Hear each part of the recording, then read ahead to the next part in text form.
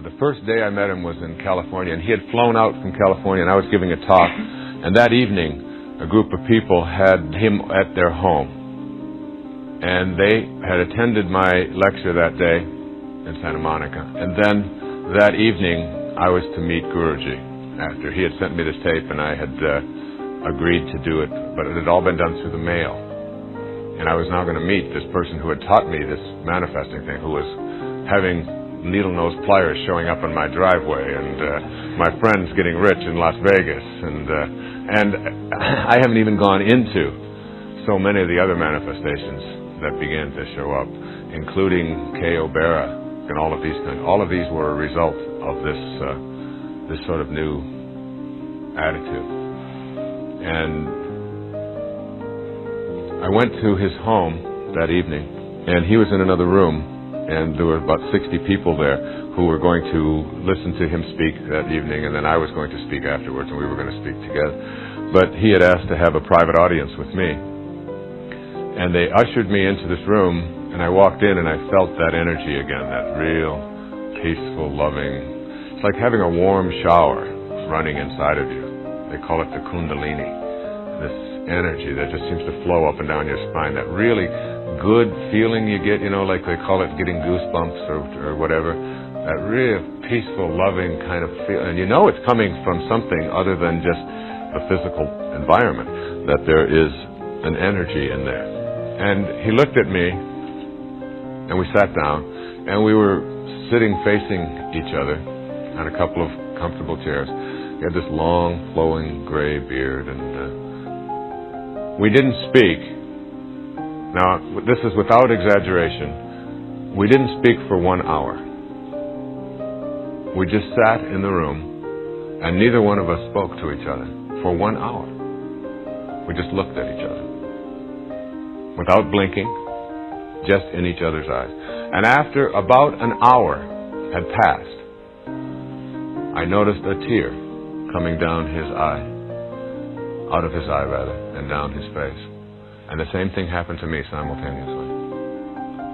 And that was our meeting, and that was our communication. And then we spoke to each other. The first thing he said to me was,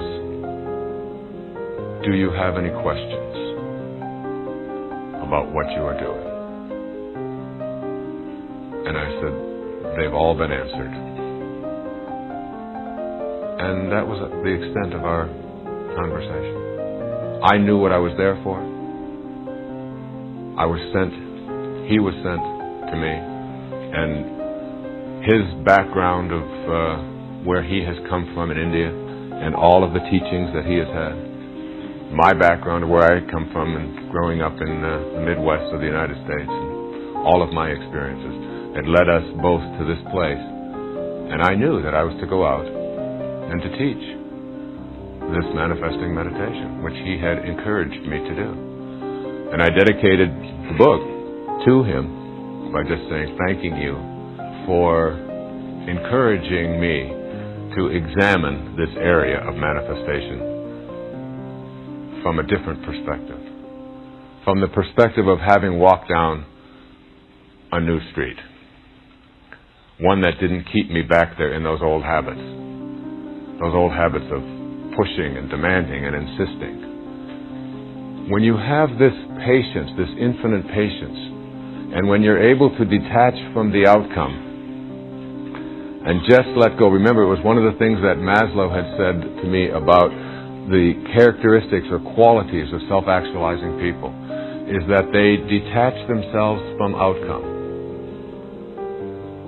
They are no longer concerned, as it says in the Bhagavad Gita, they are no longer concerned with the fruits of their labors.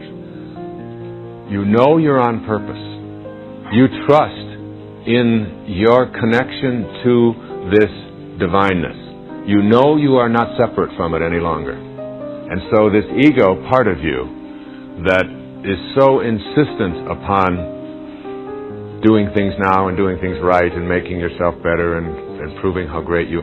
All of that, while you don't lose it entirely, you tame it sufficiently to allow this sacred part of you. And when people ask me over and over again, well, how do you do this? How do you make it happen? I remember reading in Vivekananda, who was another great saint who came over here to the West in the early part of this century, like 1905 or so. And someone asked him that question. He said, in the springtime, go out and look at the blossoms on the fruit trees. This is how you do it. Just like they do. He said, the blossom vanishes of itself as the fruit grows. So too will the lower self vanish as the divine grows within you. It's not really a matter of beating anything down or conquering anything. It's allowing the divine to grow within you. And it's like thinking of yourself as a container that will only hold so much as a physical being. And if it's filled with fear and anxiety and stress and tension and all of this kind of stuff, then there's no room left in it for love and peace and detachment.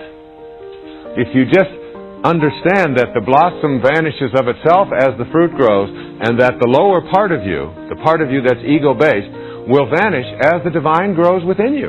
As you practice these principles, you fill up this container with this, and it pushes that other stuff out. There's no more room for it. It just overflows and goes out. And as that happens, as you see in that metaphor, then the container that is you becomes filled with patience. And that patience is based on knowing. That knowing is based on trust. And you see how powerful this is. You've got to do this privately, without any attention on whether other people like it or don't like it. What I have found in my own life and in my own practice is that I do this in many areas of my life that are much more practical than what I've been talking about. I do it in business negotiations. I do it in the running of my professional life. What I do professionally and who I am at home, and the father that I am, and the husband that I am, and the teacher that I am, and all of this are one.